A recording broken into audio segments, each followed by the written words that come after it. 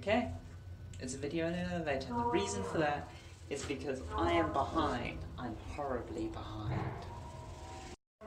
Okay, but in all seriousness, this is going to be edited on my phone, this is going to be put together on my phone, and we are going to talk about not so much burnout, because I've got burnt out, but crazy schedule stuff and how I manage it. Like, I wanted to do a video a week, but the schedule wasn't actually anything long.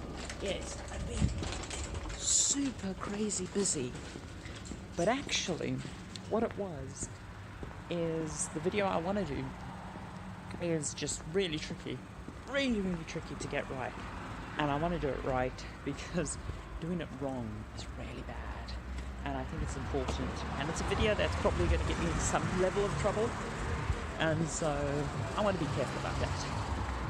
But yeah, so like talking about hard schedule, so I'm not actually burnt out, right?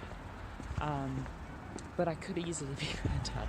I am so close to the line, and riding that line is something I've got to be better at. So I'm going to share a story about my first real burnout incident, and then some subsequents and how I've learned to sort of manage it over the last decade or so. First burnout, really funny. So it's a group uni project, and well, as we all know with group projects, especially ones that count for large amounts of your works, one person ends up doing most of the work. That one person, in this case, was me. I was also working a full-time job, and to say that period was busy, well, I took a break from my job to try crunch it out in a week. Not smart. Not smart. So what are the stages of exhaustion when you do it like that? Well, okay, so the stages of burnout. First, there's the general exhaustion, which I think everyone's kind of felt. And especially if you're not eating and drinking well, which you should. That's one of the first steps. But you start to just feel that general muscle ache and that tiredness, and then you start to get micro naps. Your eyes just close on you. And then a funny thing happens. Your body basically goes, well, you're fucking exhausted, but you're still working. This must be really bloody important. I know, I'll start burning a bunch of energy that's in lean tissue, and I'll start sacrificing parts of your body to get you some energy so you can survive this clearly life and death situation. And well, when you do that, you get this surge of energy, this second wind, and this cycle rinses and repeats, with the loop becoming shorter and shorter as your body degrades more and more. Okay, so the thing that usually is one of the first signs is actually dehydration. Dehydration's pretty bad. If you've ever properly been dehydrated, well, it's just not good. You get the whole gaunt look. Yeah, it ain't pretty.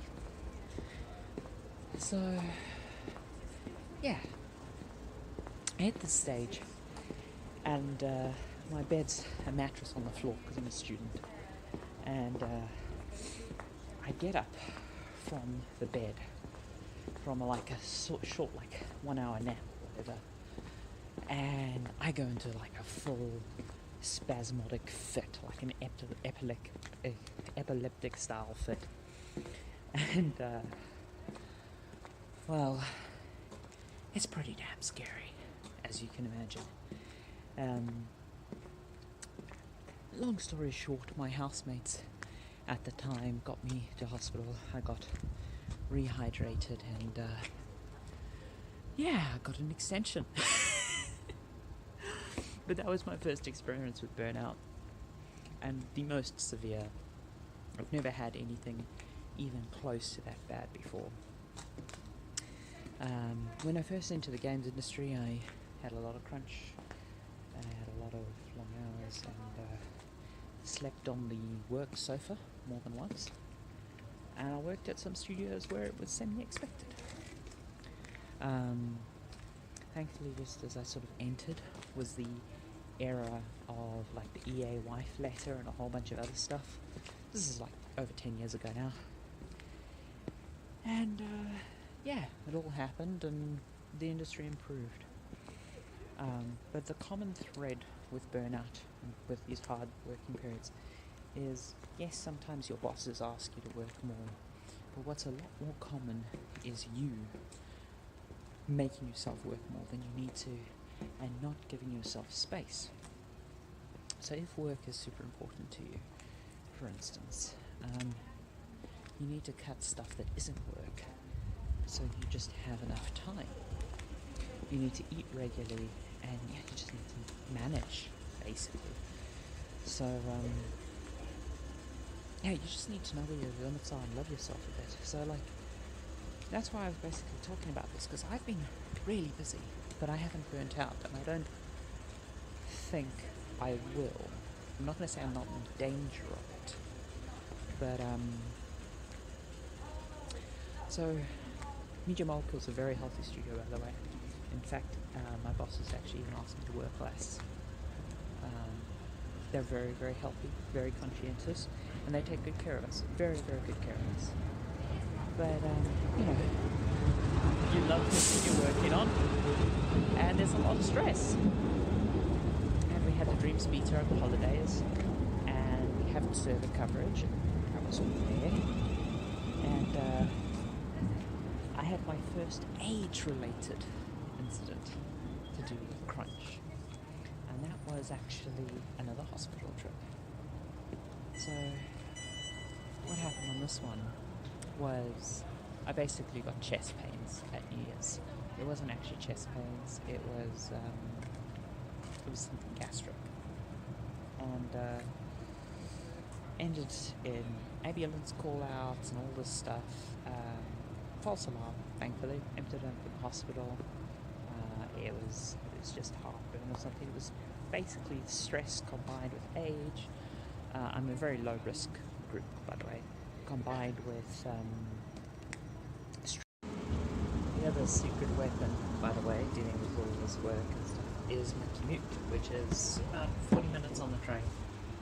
And that's actually helped me more than you can imagine, because it's an enforced break in the morning and in the evening,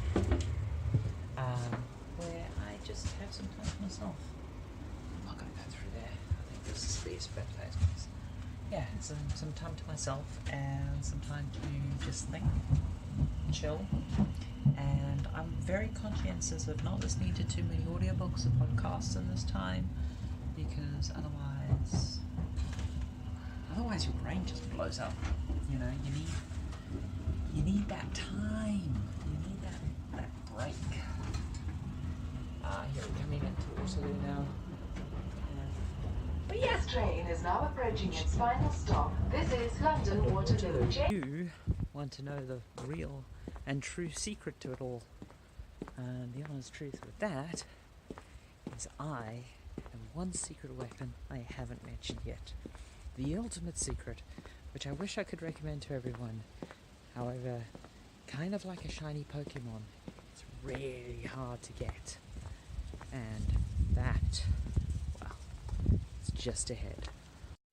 The loving support of an amazing waifu.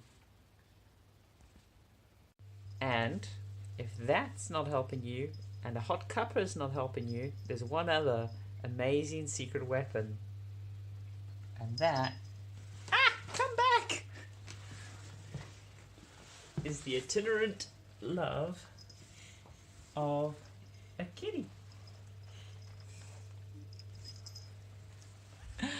Okay, that is why the wife is actually a lot more reliable.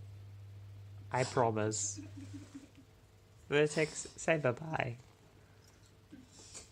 You're right.